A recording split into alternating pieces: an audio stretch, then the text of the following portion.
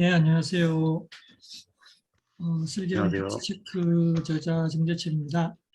제가 지금 이렇게 학교 연구소에 와 있는데 굉장히 추워가지고 지금 옷을 막 이렇게 좀 두껍게 지금 입고 있는데, 제가 이렇게 하여튼 이런 모임은 좀 처음인데, 그렇게 제가 주로 언론인들이나 언론 관계자들한테 이제 강의를 많이 했었고, 그렇게 그냥 일반 제독자나 아니 일반인들 대상으로 이렇게 강의는 처음인데 약간 부담이 되네요. 이렇게 지금 원래 대선 뭐 이게 선거도 있는데 저한테 이렇게 굉장히 뭔가 이렇게 막 이렇게 큰 걸 기대하시면 사실 큰 걸 드릴 수 있는 뭐 그런 건 아니고, 제가 언론계 몸담고 있으면서 느꼈던 고민들, 제 스스로 느꼈던 고민들, 그리고 책에도 이제 썼지만 뭐 이렇게 지금 우리 언론 현실에 대한 고민들도 많이 담겨 있고요. 그래서 뭐 이렇게 정답을 낸다기보다는 여러분들과 같이 정답을 찾아가는 과정으로서 얘기를 좀 해봤으면 좋겠고, 편하게 제가 고민했던 것들을 이제 같이 공유해 드릴 테니까 여러분들이 생각하시는 부분들을 같이 한번 같이 얘기 나눌 수 있었으면 좋겠습니다.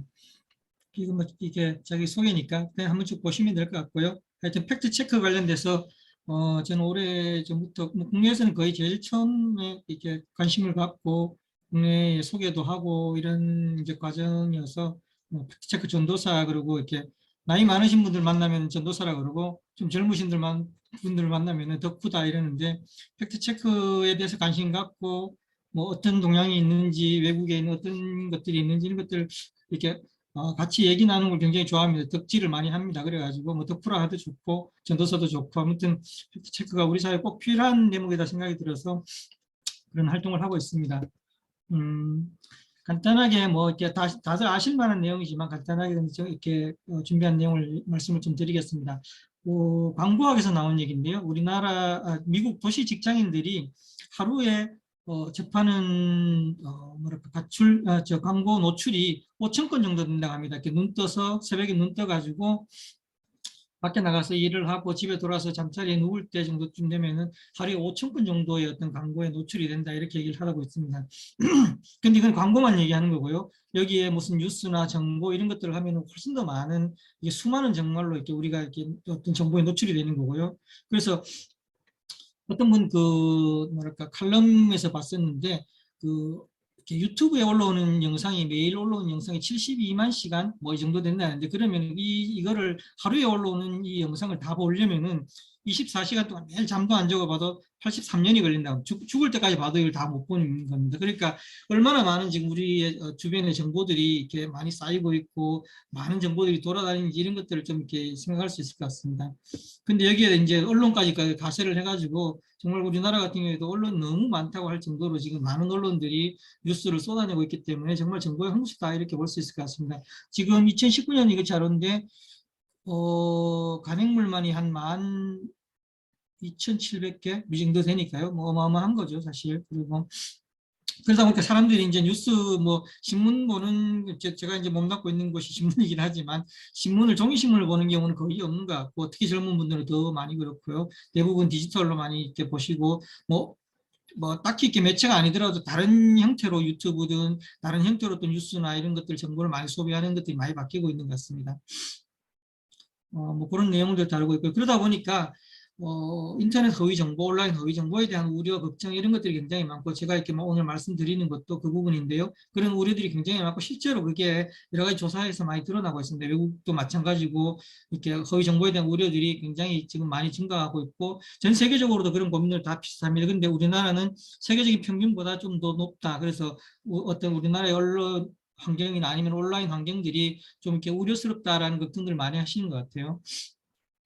그리고 조금 이렇게 다른 나라들하고 차이들 같은 게 조금 있는 게, 우리나라는 주로 이제 허위 정보 이런 것들에 대해서 정치 쪽이 이렇게 뭐랄까 많이 높은 편이고, 다른 나라 같은 경우는 코로나19가 더 많고 뭐 이런데, 우리는 정치하고 코로나 뭐 이렇게 유명인 이런 순서고, 다른 나라는 코로나 정치 뭐 유명인 이런 순서가 조금 차이가 있는 것 같습니다. 근데 우리는 정치 쪽에서 굉장히 많은 어떤 뉴스와 정보, 어떻게 사실이 이렇게 확인되지 않는 이런 것들이 많이 쏟아지고 있다, 이렇게 할 수 있을 것 같습니다.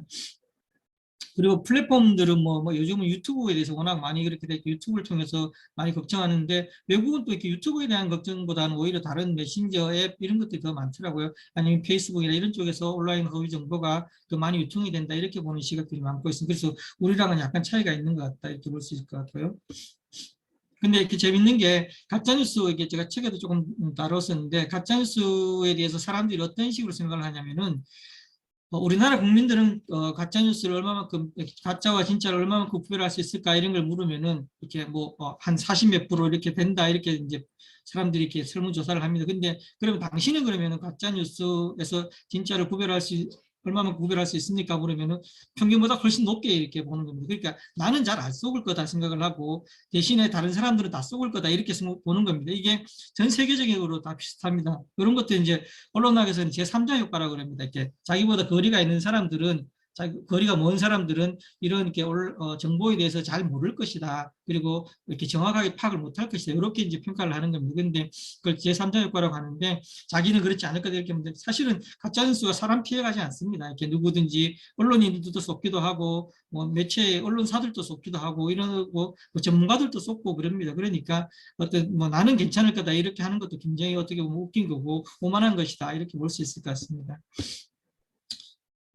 허위 정보 구별하는 게 왜 중요할까? 뭐 다 아실 건데요. 이렇게 허위 정보를 두 가지로 나눕니다. 이렇게 잘못된 정보, 허위 조작 정보 이렇게 나누는데요. 허위 정보, 잘못된 정보는 그런 겁니다. 악의는 없습니다. 이렇게 이걸 속이려고 남을 속이려고 하거나 이런 것들이 있지는 않고 그냥 이렇게 이렇게 하다 보니까 거기에 뭐 나쁜 의도가 있지는 않았지만 하다 보니까 어떤 그것이 잘못돼서 사람들에게 피해를 주거나 이런 것들이 이제 미스 인포메이션을 하고요. 그다음에 이렇게 악의가 있게 그러니까 누군가를 속이기 위해서 경제적으로나 아니면 정치적으로 경제적 이득이나 정치적 목적을 가지고서 누구를 속이기 위해서 만들어진 것들은 허위 조작 정보, 디스인포메이션 이렇게 이제 구분을 합니다. 그래서 이렇게 이제 그 악의가 있고 의도가 있고 없고에 따라 이렇게 나눠지는데 사실은 뭐 이렇게 잘못된 정보든 아니면 허위 조작 정보든 둘 다 위험한 건 마찬가지다 이렇게 이제 보면 될 것 같고요. 예를 들어 보면은 책에 다뤘던 것 중에 인도에서 그 호파도라 괴담이랑 읽어보셨는지 모르겠는데 책 속에서 그 우리나라 망태 할아버지 같은 괴담입니다. 괴담이 이제 퍼졌는데 그 괴담 때문에 1년 동안 2018년에 1년 동안 28명의 젊은이들이 이렇게 뭐그 이렇게 어떤 마을 같은 데 가가지고 맞아서 죽는 이런 사태가 있었습니다. 그러니까 이게 얼마만큼 이렇게 무서운 일인가, 가짜뉴스가 얼마만큼 사람에게 생명까지 이렇게 위협하는가 이런 것들을 보여주는 거고요. 여기에 이제 잘못된 정보가 아니고 허위 조작 정보 같은 게 힘을 가진 사람들이 이걸 이용하는 겁니다. 권력자들이 이용하는 건데 이런 경우에는 훨씬 더 대규모 어떤 그런 나쁜 일들을 저지르거나 대규모 학살을 저지르거나 이런 일들이 있는 겁니다. 로힝야족 뭐 이렇게 학살에도 그런 가짜 뉴스들이 이렇게 굉장히 그 배경에 깔려 있다 이런 것들이고요. 그다음에 2차 세계대전에서 그 유대인들에 대해서 제 책에 잠깐 들었지만 그 시온 장로들의 의정서 뭐 이런 그런 문서 계문서를 근거로 해가지고 어떤 유대인의 학살을 정당화하려고 했던 이런 부분들 이게 다 이제 어떻게 보면은 가짜 뉴스를 가지고서 어떤 그런 대량 학살이나 이런 것들을 정당화시키는 명분으로 이렇게 삼았던 거니까 굉장히 어떻게 보면은 뭐랄까 권력자들이 이런 가짜 뉴스를 활용하게 되면은 굉장히 더 위험해질 수 있다 이렇게 볼 수 있는 것 같고요. 우리나라에도 그런 것들이 있었죠. 86 광주 민주항쟁 이런 과정에서 끊임없이 나왔던 얘기들이 북한 어떤 관련설 그리고 뭐 심지어는 북한에서 특수부대가 내려와 가지고 실제로 막 이렇게 뭐 활약을 했던 것처럼 얘기한 사람 40년 이상 그렇게 얘기한 사람이 있습니다. 그 지만원 씨 이런 사람은 그런 주장을 계속했었는데 그게 작년 5.18 때 JTBC가 그 북한군 뭐 이렇게 침투했던 사람 직접 인터뷰를 하면서 그게 지어냈던 거다 사실이 아니다 이런 것들을 밝혔는데 그게 41년 정도 된 겁니다. 그러니까 그 긴 세월 동안 사람들한테 그런 것들을 계속 얘기하고 주장하고 뭐 사람들에게 현혹시키는 이런 과정이 있었는데 정말 가짜뉴스라는 게 이렇게 끈질긴 것이다 이렇게 볼 수 있을 것 같습니다. 뭐 가짜뉴스 위험성 이래서 또 이렇게 책에도 잠깐 썼지만은 그런 고농축 알코올을 마시면 이렇게 코로나에 좋다 해서 2020년에 800명 이상이 그런 그 알코올을 마셔서 죽은 이런 통계들도 있고 그러니까 이게 가짜뉴스가 그냥 어떻게 보면 가벼운 것들도 있지만 실제로 사람 목숨을 위협하는 굉장히 위험한 치명적인 것들도 있다 이렇게 좀 이해를 하시면 될 것 같습니다. 그래서 예전에는 뭐 뉴스에 나왔다, 뭐 신문에서 봤다, 방송에서 봤다, 연세 드신 분들도 계실 건데 사람들 사이에 논쟁이 붙으면은 내가 TV에서 봤다 이러면 이제 논쟁이 끝이 났는데 요즘은 논쟁이 붙어도 끝이 안 납니다. 왜 그러냐면 언론에 대한 신뢰도 떨어지고 사회 전체적으로 신뢰도가 떨어지는 겁니다. 제가 이렇게 가짜뉴스나 이런 것들에 대한 위험성 이런 얘기를 하면서 가장 우려하는 것들은 우리가 아무도 믿지를 못하게 되는 게 가장 큰 어떻게 보면 우리 사회의 어떤 폐해고 아픈 부분이다. 뉴스도 믿지 못하고 사람들이 얘기하는 부분도 믿지 못하고 이게 진짜인지 모든 걸 의심하게 되는 이 세상이 돼버리는 것이 어떻게 우리 스스로가 만든 뜻이 아닌가 이런 좀 고민도 하게 돼서 이런 것들을 빨리 우리가 좀 집단적인 좀 이렇게 지혜나 이런 걸 모아서 극복을 해야 되지 않을까. 뭐 그 과정에 언론들도 당연히 역할도 많이 해야 될 것 같고 지금보다 훨씬 더 많이 반성해야 될 것 같습니다.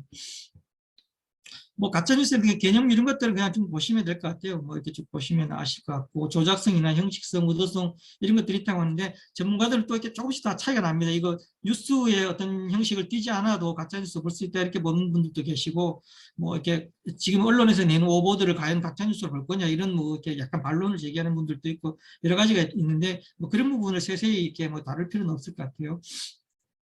그리고 이건 그 퍼스트 드래프트 이제 가짜뉴스나 허위 정보에 대한 이렇게 세계적으로 대응을 하는 뭐 이쪽에 있는 클레어워드 박사라가 이제 유형을 정리한 건데 책에도 잠깐 소개했습니다. 그래서 7가지 유형이 있고 이런 7가지 유형에 7가지 또 이렇게 동기를 이렇게 해서 뭐 가짜뉴스 매트릭스를 이렇게 만든 것들인데요. 뭐 여기뿐만 아니고 이런 그 매트릭스에다가 또한 이렇게 그 어떤 유통의 단계 이렇게 왜 가짜뉴스가 이렇게 유통이 되고 사람들한테 이렇게 퍼지는지 이런 것들 여러 가지 측면을 이제 고려를 해야 되는데 그러니까 가짜뉴스를 굉장히 뭐 단순하게 볼 것들이 아니고 굉장히 다양한 이렇게 각도에서 많이 바라봐야 되는 그런 것들을 소개하는 겁니다. 그리고 이제 우리 언론 쪽에서는 가짜뉴스라는 표현 자체를 사실 안 쓰려고 합니다. 이게 이렇게 굉장히 좀 담고 있는 이 자체가 이렇게 정치적인 좀 악의를 담고 있다고 보기 때문에 가짜뉴스라기보다는 허위 조작 정보나 허위 정보 이렇게 얘기를 하는데 이미 너무 이렇게 일반화되어 있어서 이제 뭐 쓸 수밖에 없긴 한데 아무튼 왜 가짜뉴스를 쓰지 않으려고 하는지 이런 것들도 한번쯤 생각해 보시면 좋을 것 같아요. 이게 트럼프가 2016년 미 대선을 치르면서 굉장히 의도적으로 가짜뉴스라는 용어를 많이 썼습니다. 페이크 뉴스 이걸 얘기를 하면서 기존의 그 공화당 지지층 뭐 아니면은 그 트럼프에 대해서 반대하는 이렇게 언론들을 굉장히 공격한 거였습니다. 그래서 그런 그 다른 언론들을 공격하기 위해서 가짜뉴스라는 용어를 의도적으로 반복해서 사용을 했고 그래서 편을 가른 거죠. 그래서 자기가 얘기하는 트위터나 아니면은 그 폭스뉴스 같이 자기 지지층 지지하는 언론들 이런 매체들만 진짜고 나머지 언론들은 다 가짜다 이렇게 막 대놓고 이렇게 하면서 편을 가르는 겁니다. 언론을 갈라치게 하는 형태로 이제 했기 때문에 미국의 언론들은 이제 가짜뉴스 이런 것들에 대해서 쓰는 걸 굉장히 이제 꺼려하고 가능하면 안 쓰면 좋겠다 이렇게 얘기를 하는데 굉장히 너무 일반화되어 있어서 이렇게 저는 이렇게 혼용해 쓰고 있긴 한데 하여튼 그런 의미가 있다는 걸 좀 이해를 하시면 좋을 것 같아요. 그리고 이제 뭐 언론이나 그 전문가들은 이제 가짜뉴스 용어를 쓰지 않는다는데 일반인들은 이제 설문조사를 보면 사실은 그 뭐 찌라시나 이런 나쁜 것들뿐만 아니고 언론에 대한 태도도 상당히 많이 있습니다. 언론 보도 중에서 사실 확인 부족으로 생긴 오보 이런 것들도 가짜뉴스로 생각하는 거죠. 그러니까 언론계에서 생각하는 가짜뉴스하고 일반 언론을 접하는 그런 소비자들, 수용자들이 생각하는 가짜뉴스에 이렇게 차이가 있는 것 같습니다. 그래서 우리 언론들이 사실 굉장히 반성해야 될 대목이고 이것은 우리가 이런 용어를 쓰지 말아 주십시오. 그거는 굉장히 안 좋습니다. 이렇게 얘기할 게 아니고 우리 언론 스스로가 신뢰도를 굉장히 높여야 되는 부분이다. 저는 좀 그렇게 생각을 하고 있습니다. 가장 유해하다고 생각하는 콘텐츠는 1위가 그 사실 확인 부족으로 생긴 오보입니다. 그러니까 우리가 그 언론계에서 생각하는 것하고는 훨씬 더 다르게 느끼고 있다라는 것들이고요. 뭐 가짜뉴스 이거 수법인데 뉴욕타임스에서 이제 그 2018년에 정했던 건데 뭐 이게 보면은 가짜뉴스가 어떤 형태로 사람들에게 파고드는가를 이제 해준 거예요. 그러니까 어떻게 사람들이 가짜뉴스 속는지를 이제 역으로 알 수 있는 건데요. 저는 그 중에서 책에도 썼지만 뭐 이렇게 좀 인상적인 게 유용한 바보를 이용한다. 이 가짜뉴스를 퍼뜨려줄 수 있는 사람들 이거를 아무 생각 없이 이제 전달하는 사람을 유용한 바보다 이렇게 하는데 그런 것들이 혹시 나는 그렇지 않은가 이런 것들 한번 되돌아볼 만한 대목이 아닌가 생각을 했습니다. 이게 뭐 아까 처음에도 얘기를 했지만 나는 가짜뉴스 잘 쓰지 않을 거야 라고 생각하지만 사실은 그렇지 않고요. 또 나는 가짜뉴스를 전달하지 않을 거다라고 생각하지만 혹시나 되돌아보면 나도 알고 모르겠는데 내 친구나 아는 사람들한테 이게 재밌어 하면서 그냥 아무 검증이 안 된 것들을 전하지는 않았는지 이런 것들을 한 번쯤 되돌아봤으면 좋겠다 싶습니다. 가짜뉴스 구별법 이런 것들 제가 책에 뭐 이렇게 계속 중간중간 반복돼서 사실은 어떤 측면에서 보면 이게 아까 나왔던 얘기 아닌가 뭐 이런 부분들도 있을 건데 뭐 그런 기관이나 단체들마다 조금 이렇게 강조점이 조금씩 다릅니다. 그래서 이렇게 보시면서 아 요게 내한테 맞는 것 같다라고 생각하시면은 이 부분을 좀 채택을 해서 나도 이런 것들을 좀 해보면 좋겠다 이렇게 느끼시면 되고 아니 뭐 비슷한 얘기를 계속했네 이렇게 보시면은 뭐 그렇게 보셔도 뭐 어쩔 수는 없는 건데 제가 이렇게 그런 부분들 계속 반복해 드렸던 거는 어떻게 보면은 아 이게 요런 단체에서 얘기하는 것들이 어떻게 보면 나한테 조금 더 맞고 내가 적용하기에 좋겠다 이런 것들을 좀 가졌으면 좋겠다 싶어 가지고 했던 거고요.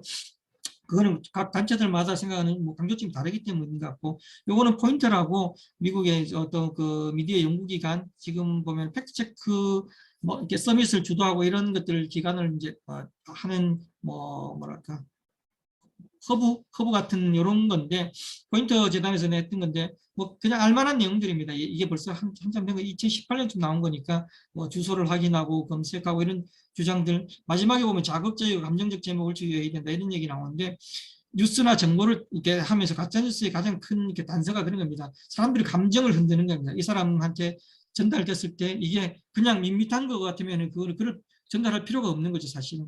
이 사람의 어떤 마음을 흔들고 뭔가 이렇게 행동을 막 하게 만들고 분노하게 만들고 이렇게 하기 위해서 가짜뉴스를 만드는 거니까 자극적이고 감정적인 부분들이 들어오면 이게 왜 이럴까? 이게 진짜까? 이게 한 번쯤 의심해 보는 것들이 굉장히 필요하다 이런 것들입니다. 우리나라 기관들도 이렇게 뭐 가짜뉴스 가이드 이런 것들 쭉 했는데 다 비슷한 내용들입니다. 그래서 이제 쭉 정리를 하면서 각 기관들별로 이렇게 중요하게 생각하는 것들 정리한 거고요. 요거 보면은 최근에 이제 작년 연말인가 시청자 미디어 재단에서 정리한 건데 저는 이런 식으로 이제 약간 사람들이 실천할 수 있는 쉽게 외워서 실천할 수 있는 이런 것들이 좀 도움이 되겠다 생각을 했고 많이 좀 전파를 했으면 좋겠다 싶습니다. 이렇게 3건, 3행, 3금 이렇게 세 가지를 권장하고 세 가지를 행동하고 세 가지를 금지하는 이런 것들인데 이런 것들은 좀 알아두면 좋을 것 같아요.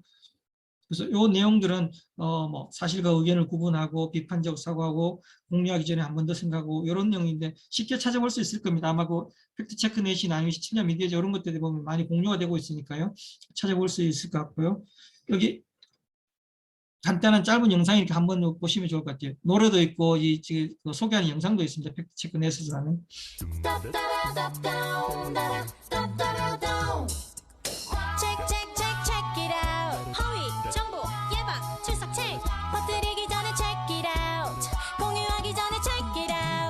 세상엔 많은 책 꼭 기억해야 할 책 허위 정보 예방책 책 check it out 누가 썼는데 이름 근거가 뭔데 출처 언제 쓴 건데 날짜 책 믿을 만하니 내용 우리 잘 아는 책 허위 정보 대비 책 check it out check it out 퍼뜨리기 전에 check it out 공유하기 전에 check it out 이것도 그 이순재 선생님 그 소개하는 보험 있잖아요. 보험. 여러분, 내용입니다. 묻지도 따지도 않던 정보에 발등 찍히면 속상하시죠? 허위 정보에 대비하기 위한 보험이 필요하진 않으신가요? 빠르게 배우고 빠르게 취업하고 빠르게 사랑하고 우리 초면인데 쉴 틈 없이 직진만 하는 당신 혹시 정보 확인도 직진만 하시나요? 직진은 이제 그만. 직진 말고 유턴하세요. 물음표를 붙이고 팩트체크 시작. 궁금한 정보는 질문하고 공신력 있는 근거 자료 찾아보기. 공유하기 전에는 작성자, 출처, 날짜를 확인하고 서로 다른 정보를 추가적으로 찾아보기. 생각을 돌리고 물음표를 붙이는 습관. 오늘부터 함께 하세요. 이젠 묻고 따져야 하지 않겠어요? 오늘부터 재밌죠? 간단해도 이런 것들 사람들이 그냥 이렇게 좀 흥미를 유발하는 것 같아요. 너무 어렵게 접근하면 사실 좀 힘들잖아요. 이렇게 뭐 이렇게 학문적으로 너무 이렇게 들어가면 힘드니까 이렇게 좀 사람들이 쉽게 좀 따라해보고 이렇게 또 다른 사람들 추천도 해줄 수 있는 이런 것들 좀 많이 공유했으면 좋겠다 싶습니다. 근데 이제 내가 뭐 이렇게 하는 게 과연 도움이 될까 이런 게 생각해 볼 수 있는데 그 2020년인가 2021년일까 아마 그 세계보건기구에서 코로나가 한참 퍼질 때 왜 이렇게 허위 정보를 이렇게 중간에서 차단하는 게 중요한가 이렇게 이제 소개한 적이 있었는데 이겁니다. 한 사람이 여기서 만약에 끊어버리면은 그 다음에 이렇게 퍼질 것들을 막을 수 있다는 겁니다. 이렇게 이 두 번째 단계에서 여기서 끊으면 이만큼을 막아주는 것들이고 세 번째 단계에서 막아주면 이렇게 막아주는 겁니다. 그러니까 내가 하나 막 이렇게 내가 만약에 어떤 허위 정보를 접했는데 이것을 이렇게 사실관계를 확인해가 이것을 퍼뜨리지 않게 되는 게 과연 얼마만큼 도움이 될 건가에 대해서 막 회의를 할 수 있는데 그렇지 않다는 것들을 보여주는 것들이기 때문에 내가 하는 것들이 어떻게 보면은 이렇게 허위 정보를 막는데 굉장히 도움되는 좀 이렇게 그런 이렇게 크게 기여할 수 있다는 생각을 하시고 이렇게 뭐 이렇게 좀 적극적으로 참여하시면 좋을 것 같아요. 그래서 이런 뭐 코로나 관련된 허위 정보들이 굉장히 많았었는데 만약에 그 사람들이 이런 활동들을 했었으면 만약에 뭐 고농축 알코올 마시고 이렇게 코로나 낫겠다 싶어가지고 800명이 죽는 이런 사태들을 막지 않았을까 저는 생각을 합니다. 그런 것들을 막지 못했던 과정에도 하나는 이런 것들이 있지 않을까 생각을 하고요. 그래서 뭐 내 혼자 하는 게 과연 의미가 있는가 이렇게 생각하지 않았으면 좋겠다 생각합니다. 그래서 뭐 이렇게 책에도 썼지만 이렇게 가짜뉴스 극복을 위해서 이렇게 할 수 있는 부분들, 내가 할 수 있는 부분들 뭔가 이렇게 내 생각이 틀릴 수 있다 이런 것들을 좀 생각을 많이 하셔야 될 것 같고요. 그 다음에 이것은 이제 가짜뉴스 이렇게 이거 좀 복잡하고 막 괜히 관여하기 싫고 이렇게 생각하지 말고 가짜뉴스에 대해서 적극적으로 이게 가짜뉴스면 지적을 하고 퍼뜨리지 않게 얘기하고 이런 부분들 이렇게 맞서 싸울 수 있는 용기가 좀 필요한 것 같고요. 그 다음에 나부터라도 끊어버리자. 이거는 가짜뉴스 허위 정보가 들어왔을 경우에 그것을 더 이상 전파하지 말고 일단 나 선에서라도 끊어버리자. 이런 부분들을 하면 좋을 것 같고요. 뭐 뒷부분은 주로 언론 쪽에 이제 제가 이렇게 주문하는 내용들인데 뭐 이렇게 사실 확인이 덜 된 것들을 막 속보 경쟁이다 뭐 해가지고 이렇게 그 과정에서 나타나는 그런 부작용들이 저는 굉장히 많다고 생각해서 언론 기자들이나 언론에 만나면 늘 이렇게 얘기를 합니다. 이렇게 그런 부분들이 있으면 어떤 옛날에 뭐랄까 밥 우드워드라고 유명한 언론인이 이제 워터게이트 사건 특종했던 언론인이 한국에 왔을 때 이제 중견 기자들하고 만나가지고 얘기를 하면서 얘기했던 건데 이 좋은 기사를 선택하는 능력도 중요하지만 사실은 준비가 덜 된 기사는 과감하게 자를 수 있는 그런 이렇게 안목이나 그런 용기도 필요하다 이런 얘기를 해서 저는 그게 굉장히 인상적이더라고요. 특히 우리나라 언론에서 그렇게 준비가 덜 된 기사들 그리고 확인이 덜 된 기사들을 이렇게 퍼뜨림으로 해서 그걸 기사화함으로 해서 나타난 부작용이나 이런 것들이 저는 굉장히 크다고 봤기 때문에 우리 언론에 꼭 필요한 게 덜 된 기사, 덜 익은 기사는 정말 쉽지 않을 용기가 정말 우리는 좀 필요하지 않을까 이렇게 생각을 해서 그 얘기를 많이 좀 드리고 있습니다. 그리고 또 한 가지 우리 언론에서 잘 안 하는 게 언론도 이렇게 사람이 하다 보니까 실수를 할 수가 있습니다. 틀릴 수도 있고 그런데 거기에 대해서 정확하게 이렇게 틀렸을 경우 수정을 하는 게 필요한데 거기에 대해서 굉장히 인색합니다. 언론이 자기 잘못을 인정하고 수정하는 데 대해서 굉장히 인색한데 정말로 좀 그 부분에 대해서 전향적으로 생각을 했으면 좋겠다. 이렇게 그것을 수정하는 것이 정말로 언론의 신뢰도를 떨어뜨리는 게 아니고 오히려 더 높이는 과정이다. 이렇게 좀 말씀을 드리고 있는데요. 그런 부분들이 좀 우리 언론에 꼭 좀 필요한 대목이 아닌가 생각을 했습니다. 뭐 이렇게 그런 과정을 얘기를 하면서 이렇게 디지털 지금 세상인데 디지털 면역력을 키우는 게 좋겠다. 제가 책에 쓴 내용의 핵심이 그런 것들이고요. 그래서 한 측면에서 정보의 편식을 금지했으면 좋겠다. 이게 책에도 이렇게 소개를 했지만 과학자처럼 생각하는 거 이게 내가 편향이 있을 수 있고 내가 부족한 게 있을 수 있기 때문에 끊임없이 호기심을 갖고 의문을 제기하는 것. 그래서 정보의 편식 한쪽에 치우치지 않는 게 중요한 것 같고 정보 위생도 필요하다. 왜냐하면 너무 많은 정보가 있기 때문에 지금은 막 오염이 돼 있습니다. 그래가지고 이제는 자기가 이렇게 정보를 받아들이는 소스 이런 것들 좀 보면서 이렇게 대청소 날 같은 거 한 번씩 정해가지고 한 달에 한 번이라도 내가 받고 있는 이 정보원들 소스들 중에서 불필요하고 정말 내 정신을 혼탁하게 하는 것들 좀 과감하게 좀 자를 필요도 있다. 그래서 그런 것들을 일주일이면 일주일, 한 달에 한 번이면 한 달에 한 번 이렇게 좀 정해가지고 한 번 정도씩 이렇게 정리해서 이건 더 이상 내한테는 도움 안 되는 거면은 이미 지금은 정보가 이렇게 치고 넘쳐서 문제지 모자란 건 아닙니다. 그렇기 때문에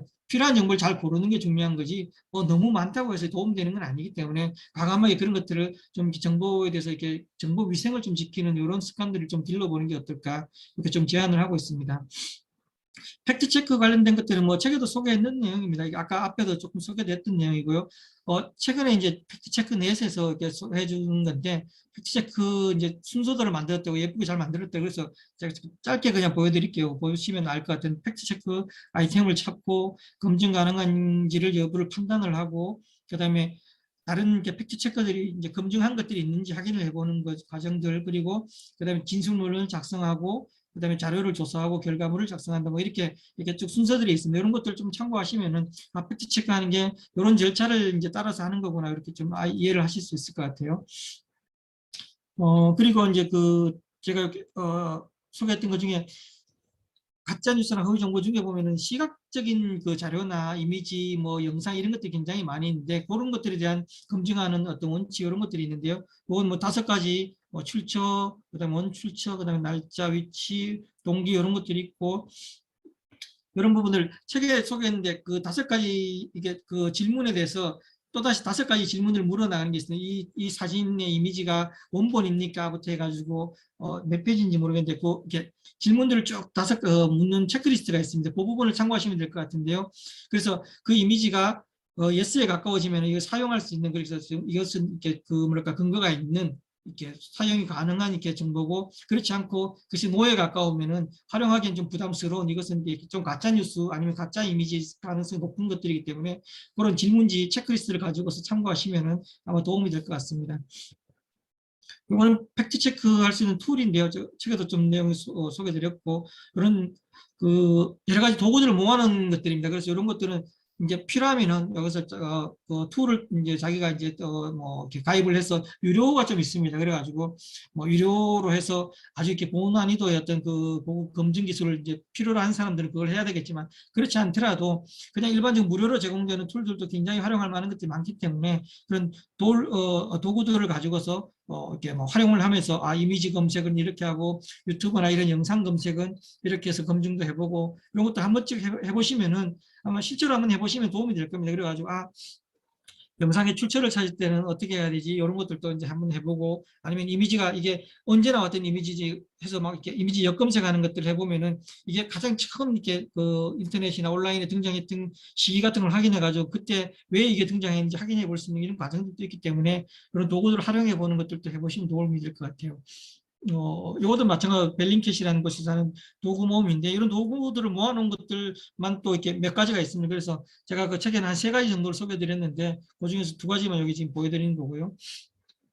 그다음에 팩트 체크들이 막 요즘 팩트 체크 많이 하는데 그런 팩트 체크들은 누가 검증을 할 거냐, 팩트 체크들 잘못하면 어떡하냐 이런데 그래서 팩트 체크 단체들에서 이렇게 행동 강령 같은 걸 만들었습니다. 우리는 이런 것들 지키자 팩트 체크를 하면서 이런 것들 만들었는데 그래서 이걸 지키자 그러고 그걸 다 지키면은 국제 이제 팩트 체크 네트워크에서 이런 인증서를 줍니다. 인증서를 줘가지고 같이 국제적인 팩트 체커들하고 같이 협업 같은 것도 같이 하는데 작년에 재작년인가요? 2020년이면 1월 달에 JTBC가 처음으로 이제 우리나라에서는 처음으로 받았습니다. 2군데서 신청을 했었는데 JTBC가 받았고요. 그래서 어찌됐든 이렇게 그런 다른 나라에 있는 팩트체커들하고 협업도 하면서 우리나라 언론이 어떤 사실에 대해서 접근해가는 어떤 능력이나 아니면은 그런 신뢰도를 많이 높였으면 좋겠다.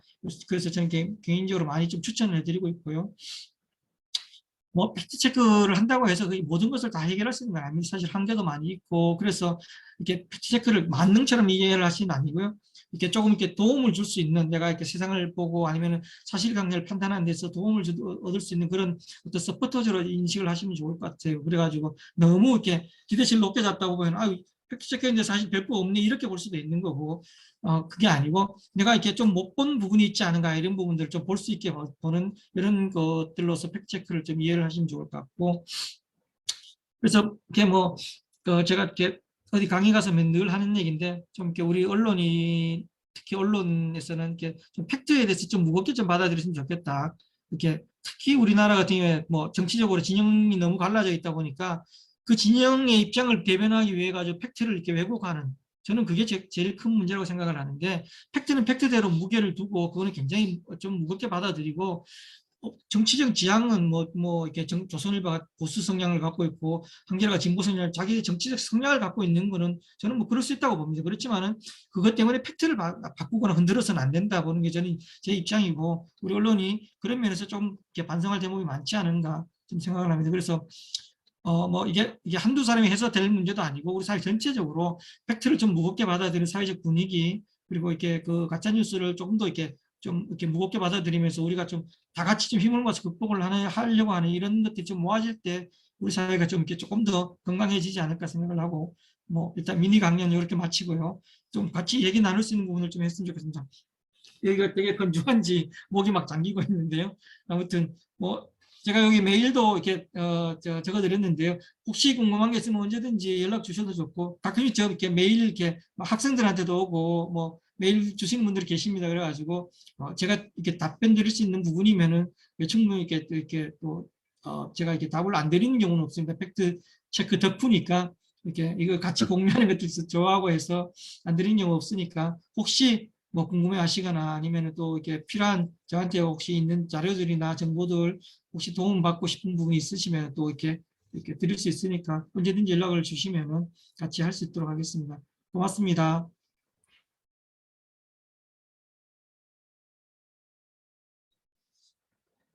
어, 책에 이제 그런 부분을 썼던 것 같은데, 우리가 이제 그 몸에 병균이 들어오고 이러면 이제 나쁜 균이 들어오면 사력을 다해서 막 싸워서 이겨내려고 하잖아요. 약도 먹고 주사도 맞고 한데, 이런 허위 정보, 이거 뭐 가짜 뉴스 이런 것들은 우리 마음이나 정신을 망치는 건데, 이런 것들이 있는 거에 대해서 좀 너무 가볍게 보지 않는가.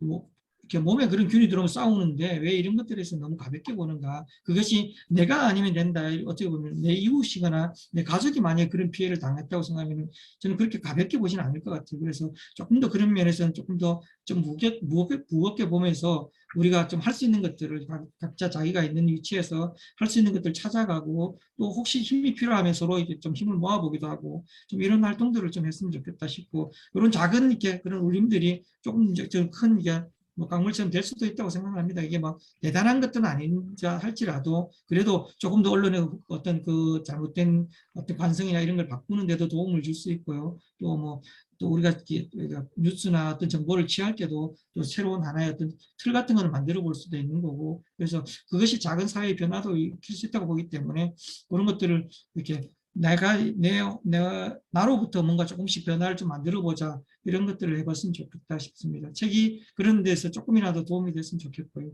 고맙습니다. 예.